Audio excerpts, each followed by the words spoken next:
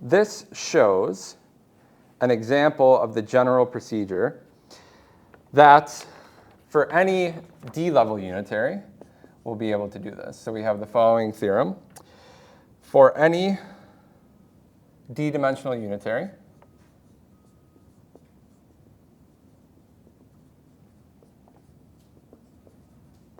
we'll be able to find this sequence of two-level unitaries. So there exists two-level unitaries. Let's call them V1 through Vk, where k is at most d times d minus 1 over 2, such that the unitary u that we care about, this unitary u, is equal to the product v1 times vk. All right? So for n qubits, it's good to note this explicitly. For n qubit unitaries, the dimension, of course, is 2 to the power n.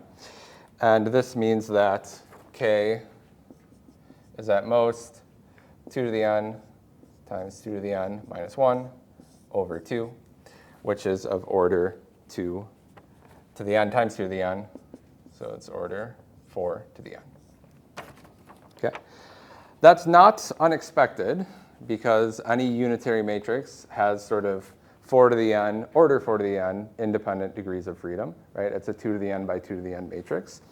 So this is important to know, though, because this tells us that not all unitaries are going to be able to be efficiently compiled into quantum circuits. Okay? Some of them will be. Okay? That's the flip side of the coin. Some of them will be, and those are the ones that we're the most interested in. There exists polynomial time quantum circuits for doing interesting tasks.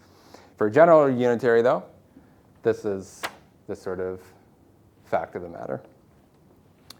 Why is the number of two-level unitaries going by the dimension times the dimension minus 1 over 2? Could anyone argue why this is?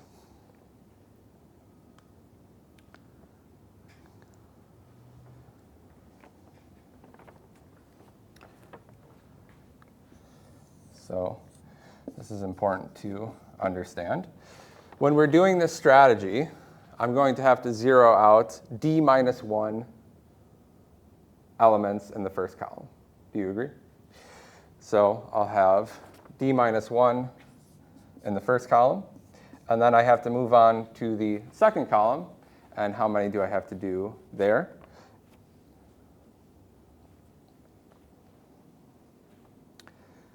Yep, d minus 2, exactly right, plus d minus 2, and so on up until 1. And then when you evaluate this, it's like d plus d times, that's order d squared.